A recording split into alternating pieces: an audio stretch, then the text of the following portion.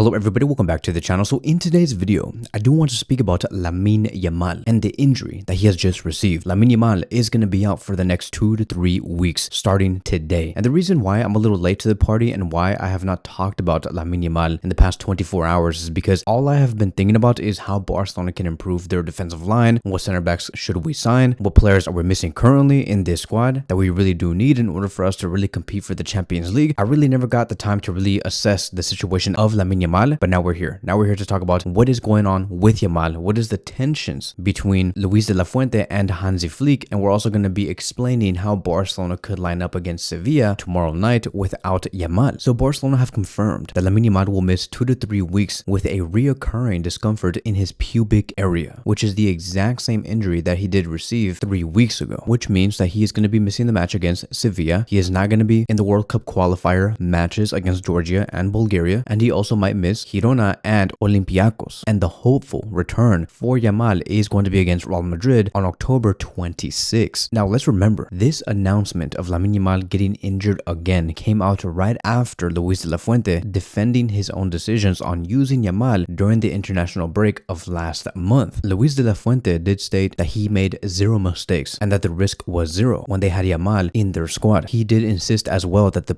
all the players arrived healthy, and he explained that players are usually sent back to their respective clubs if a risk is detected. But Luis-De la Fuente has been explaining that he did not see anything with Lamine Yamal. He also explained, and I quote, "If a club informs us that a player has issues, we will assess them. We'll see how Lamine Yamal develops this weekend and see how much participation he does have." Now, that only lasted like about 2 or 3 hours because, like I've said, 2 to 3 hours later after Luis-De la Fuente defended himself and the Spanish national team, it was announced by FC Barcelona that Lamine Yamal is going to be out for the next 2 to 3 weeks. And I know what you guys are thinking, and I was thinking the exact same thing. I feel like Hansi Flick and FC Barcelona are playing 4D chess here, meaning they're kind of in a way over-exaggerating a very small injury only because they don't want to send Lamine Yamal to the Spanish national team and play those 2 games where he might get injured again and then having to return and not being available for the Clásico, which is going to be a very important match. That is my way of seeing this whole thing. Now, I could be wrong. It could be that,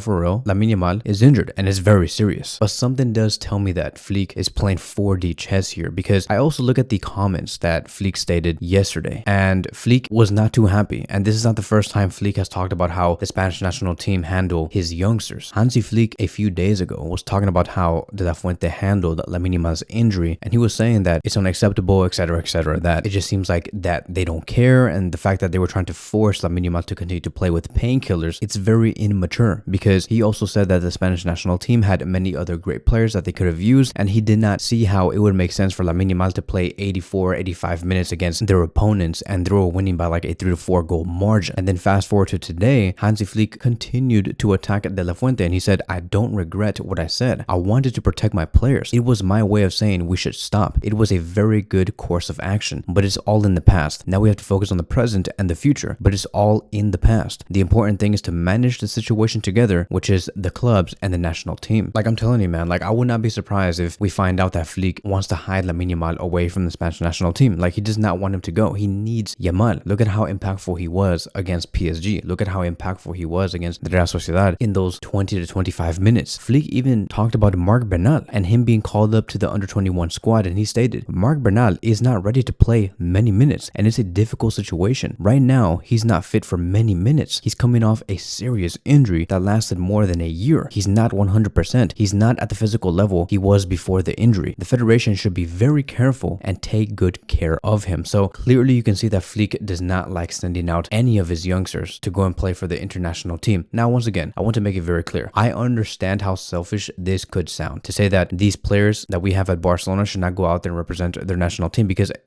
at some capacity, in some way, they do have to go out there and play some games so they can get to the World Cup, or if they're competing for the Euros or for the Copa America, of course. But we also have to realize that if your national team is like 99% guaranteed to win or to go to a World Cup or to be qualified for the Euros or to be qualified for the whatever, then there is no reason to use your best players, and that those best players should just remain at the club. I would understand that if it's like a live or die situation, and if Spain don't win the next upcoming game against Georgia or Bulgaria, and for some reason they get knocked out of the World Cup qualifications, then yes, I would understand for the Spanish national team to bring in Pedri, Yamal, Cubarsí, Balde, etc. But that is not the case with the Spanish national team. And I find it fascinating that our coach Flick is very reactive, very vocal about these problems here because he does not like being moved. He's very strict. You can tell that he does not really care what the media does say about him. He does not care what the media has to say about certain results, how to handle situations. Flick is somebody who's very sturdy and he's very confronting. And when he sees things not go his way, he's like, okay, I want to intervene. I want to have a say because I just don't like this situation. And I like that about Flick. It really goes to show, right? Like, yes, it's true. The reason why many of our players have upgraded their level in terms of goals, in terms of assists, in terms of and how quickly we play, it is because of Flick and his training methods. He's very, very strict, and you can see that through the media. And so for those of you guys who are asking, is it true that there is tensions between Luis de la Fuente and Hansi Flick? Yes, it's very much true. Like, it does exist. I'm trying to remember what else Luis de la Fuente said because I know that he was going back and forth with Hansi Flick. I believe that he also said that I thought he had more empathy, having also been a coach, but I don't have any problems with him. He said something like that, like he just wished that Hansi Flick was not so vocal about certain things. But yeah, the tensions is there, and we're gonna have to just see how it goes. In case you guys do not know, Cubarsí, Pedri, Ferran Torres, Dani Olmo, they're all going to be there for the international break and play under Luis de la Fuente. We'll see how they do get used. Hansi Flick also stated that we do not know when Lamine will return because with this injury, it's not easy to say. It's not a muscle injury. We don't know if he'll be back in 2 or 3 or 4 weeks. I don't know if he'll be ready for the Clásico. We'll have to manage his minutes. He'll work with the recovery team. He'll take it step by step, and we'll see how it does go. And that is what's going to lead me towards my last conversation. And I do want to speak about Barcelona's starting 11 versus Sevilla. It's going to be a very tricky one, but I do think that there is going to be a lot of rotations, meaning if we look here, we can see that Eric Garcia could be placed on the right back position. I say this because in the last game against PSG, I felt like Koundé was burnt out or he was just not 100% there. And usually when you have a underwhelming performance, Hansi Flick likes to punish that, and he's going to say like, look, you were not 100%. You did not perform at the level that I expected you to do. So you're going to have to be benched and somebody else is going to take your spot. We have seen that happen multiple times and through the whole squad. It's really not that hard for Flick. Flick does not care about your name whatsoever and how much the club has paid for that player. Like, just because a club paid 55, 65 million euros for a certain player, it does not mean that Flick is obligated to use that player in the starting 11 or give him any game time. And we're not the only ones. Like, if you look at Liverpool